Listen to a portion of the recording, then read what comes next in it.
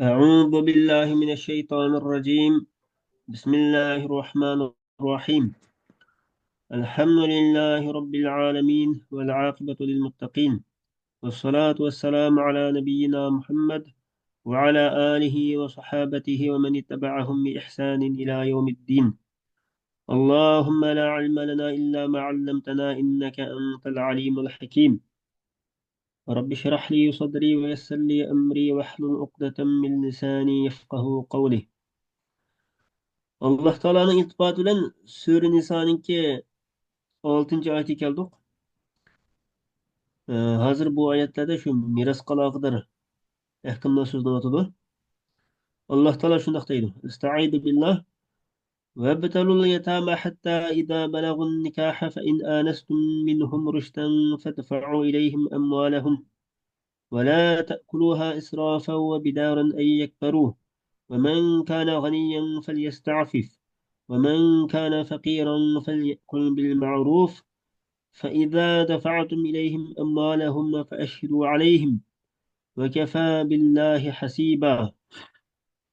Ve degan ixtabiru. Yine sınavlasıla yetimlerni. Yani ular balagat yetiştiği ilgili. Hmm, yetimlerni balagatga yetkenga kadar sınab turinglar. Ulardan mallarını boshqara oladigan holatni bayqasanglar, ularga mal mulkini topshirib beringlar. Ularning cho'ng bo'lib qolishdan qo'rqib, mal mulkini buzib kechib yevolmanglar. Yetimge vəsiy bolğanlardan kimki boy ekan, vəsiy bolğanlıq haqqı üçün yetimning mol mulkini yeyishdan o'zini saqlasin. Sizlardan kimki yo'qsul ekan, u o'z emgikining haqqi uchun muvofiq ravishda yesin. Ular yana balog'atga yetgan yetimlarning mol mulkini topshirib beradigan chog'da boshqalarni guvoh qilib qo'yinglar. Alloh hisob elishga yetarlikdir. El yetamelgini qablal buluq. Yani ular dini cihatte ve malını tasarruf kılalaydiganlık cihatte o'sha balog'atga yetgan bir holatga kirishdan burun ularni sinanglar. Hatto ida balagun nikoha degani ular shu nikoh qilish yoshiga yetsa, yani soru ahlun lahu. Ehtilom bo'lishi bilan yoki yeshininki ma'lum bir chekka kelishi bilan shu nikoh qilishga loyiq holatdagi bir kishilar bo'lsa, shunday holatga kelsa, bu yosh degan imom Shofiyning qarashida 15 yoshni to'shqizish debdi. Shofiy mazhabda shu 15 yoshga kirsa bo'ladi yetgan bo'ldi deb qaraydi ekan. Mushta holatni bayqasanglar, yine ular shu nikoh qilish yoshiga yetgan chog'da fa in anastum minhum rushdan, agar ko'rsanglar, bayqasanglar ulardan bir rushdni, ya'ni dinida va mollarida bir salohlikni, ya'ni shu boshqalar oladigan bir holatni bayqasanglar, topshirib bering ularga mollarini. Yuqorisi mollaringlar deb olganda medan mollari. U shu vasiy bo'lganlar boshqarib turayotgan boshqa vaqtincha sizlarni meninglar bo'lsinmi, baribir u shu yetimlarning mollari demoqchi. Shu men amvalahum deb yetimlarga izofat qilib keltirdim. Mollarni ularga topshirib beringlar. Va la ta'kuluha. Ey valilar, u mollarni yevolmanglar, isrof qilib. Yani israfan degan nohaq haqiqatni haqniki g'ayrida buni yevolmanglar. Va bidaran degan oldirab, ya'ni o bolalar cho'ng ketib qolsa, biz uni ularga topshirib beradigan ish chiqadi. Shu cho'ng ketishdan burun ishtiroq biz buni bir yilishitayli degandek bunday ishni qilmang demoqchi.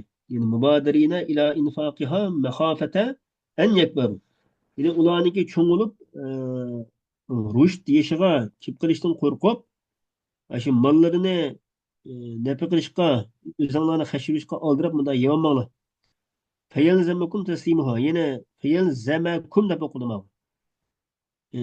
Feyelzemekum deb o'qilgan chog'da shu ola cho'ng yutib qolsalar, sizlarga topshirib berish, mollarini shu yetimlarga topshirib berish lozim bo'lib qoladi.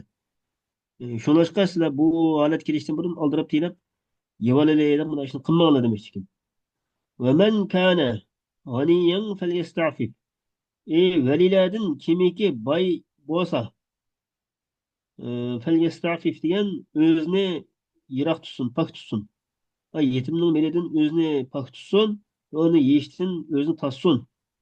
Va man kana faqiran falyakul. Kimiki faqir ekan, yani shu vasiladan yetimga egib turayotgan kishilarninki birasi faqir bo'lsa, yesin uningdan chiroyliqcha, ma'ruf bilan yesin. Biqadri ujrati amalihi. Shu emgikining ajrisininki miqdori bo'yicha shunchalik yesin deydi. Fa idza dafa'tum ilayhim.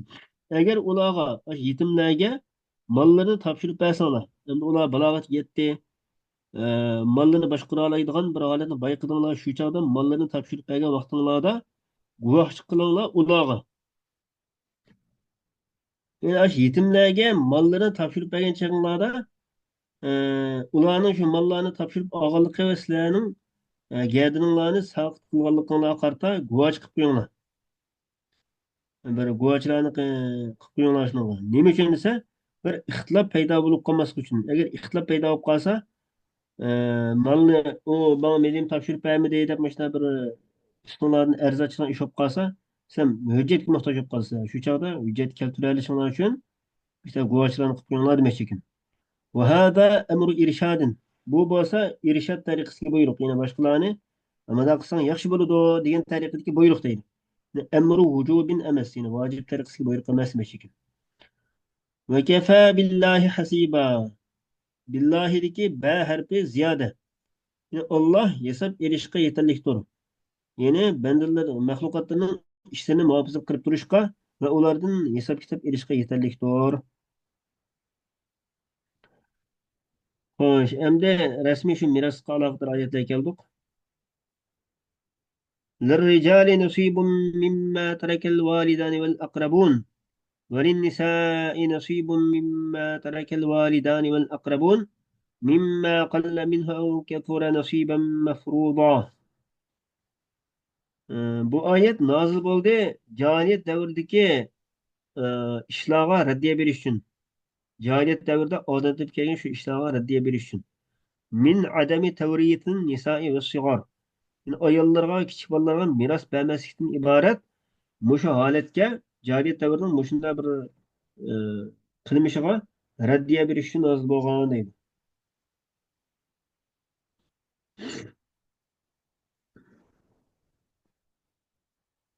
Ya'ni ota-onasi va tuqqanlari qoldirgan mirosda, ya'ni mayitning tarakisida erlarning hissasi bor. Mayli u ya'ni taraka oz bo'lsin yoki ko'p bo'lsin, har odam Allohning odil shariatida belgilangan hissini oladi.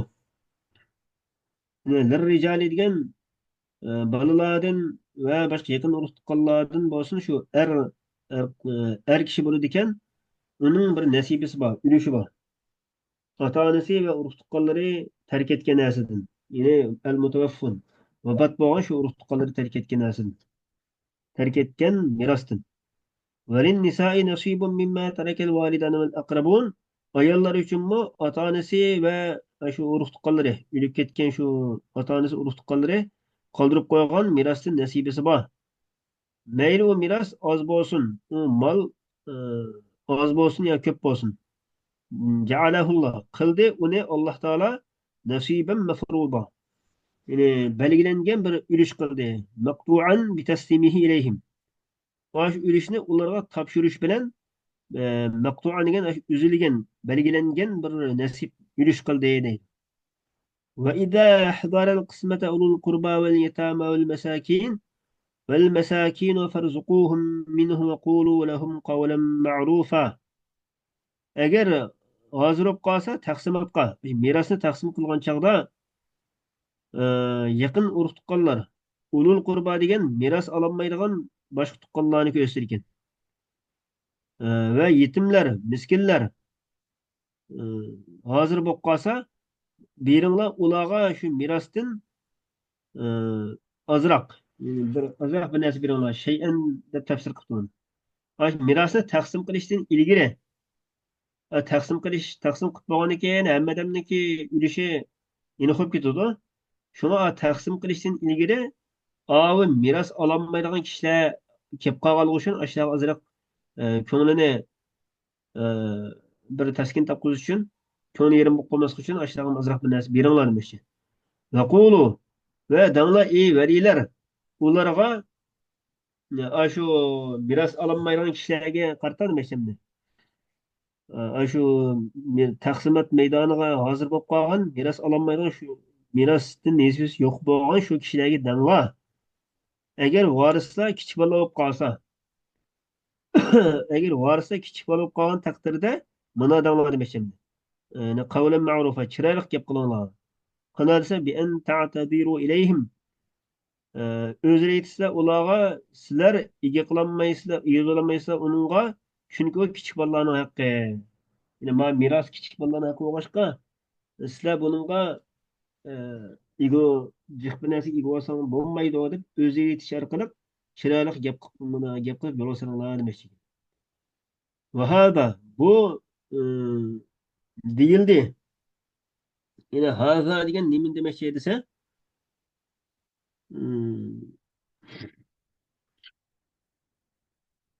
ya'ni i'ta'uhum minal mirasi mirosdan ashta vojib tariqasida berish.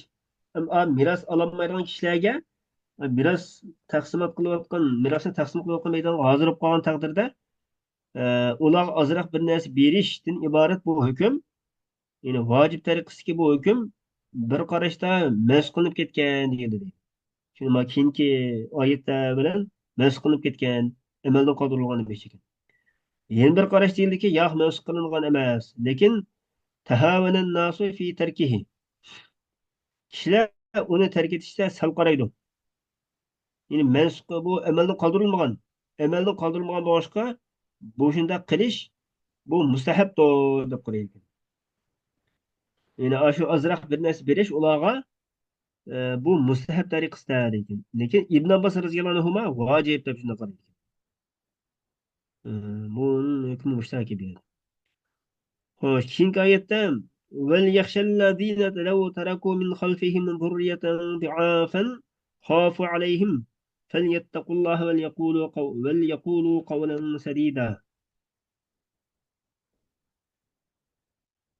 Kimlarki o'zlaridan qilib qolgan kichik bolalari bo'lib, ularning qandoq andish qilgan bo'lsa, boshqalarning qilib qolgan kichik bolalari uchunmi shundoq andisha qilsin. Yetimlarning ishida Allohdan qo'rqsin va to'g'ri so'zni aytsin.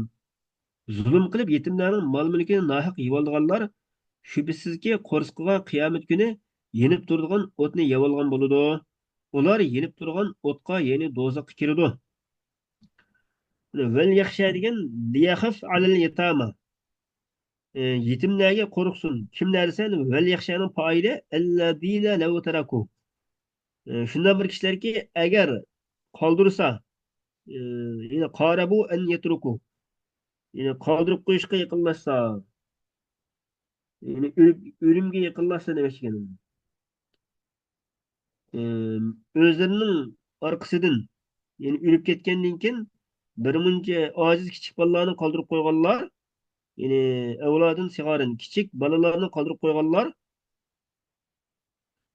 xafu alayhim qo'rqsin ularga. Avo kichik bolalarini o'lib ketsa meni kichik bolalarim bor deb shu kichik bolalarga andish qilgandek yetimlarning ishiga ivib turayotganlar bolalarga andish qilgandek yetimlarning ishidan andisha qilsin. Shularning ishiga qartami bir tapılashlarni qilsin demoqchi bu yerda. Xafu alayhim. Ya'ni qo'rqsin ularga yetimlarga qartami ularning zoya bo'lib ketishidan qo'rqsin. Falyattaqulloha. Allohdan qo'rqsin ular yetimlarning ishida val ya'tu ilayhim ma yuhibbuna an yuf'ala bi dhurriyyatihim min ba'dihim. Aşı yetimlargami qilsin nima desa bir narsaniki yaxshi ko'rdi qilinishini o'zlarining bolalarga o'zlari o'lib ketgandan keyin biz o'lib ketgandan keyin bolalarimizni bunday qilinglar deb tapalab shunday qilishni yaxshi ko'ribdi. Shu bolalarga yaxshi ko'rgan narsanimi yetimlarga qaratami yaxshi ko'rsin, ashlarga qaratami ashuna qilsin demoqchi.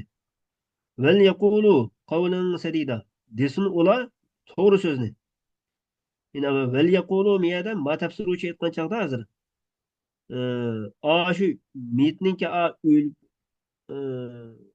o'limga yaqinlashgan odamninki atrofidagi yaqinlari miyatga o'sha o'lim oldida, o'lim oldida tug'an shu kishiga to'g'ri so'zni qilsin.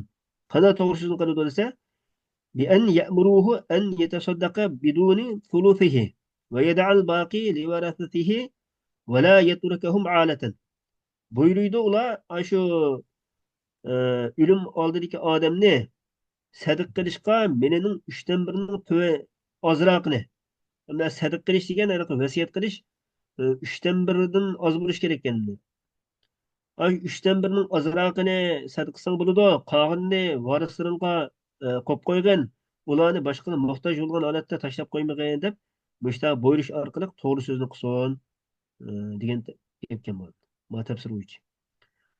İnnellezîne ye'kulûne emmâlel yetâmâ zulmen. Hakikaten yetimlerin malını zulüm kılıp, yani nahak yivolganlar, hakikaten yeydi ular korsaklarga mil'aha, yani korsakları toşkıça ot nigen buludu. İnnemâ ye'kulûne degendikin, bu azra başki innellezînenin haberi oldu. Açta kallar, hakikaten bundan yegen buludu, emniyette açta, muşta ot nigen buludu korsaklarga demişti. Çünkü o, şu otka kaytıdı. Yetimni meni yuborgan ekan, oxiri boradigan joyi shu o'tdan.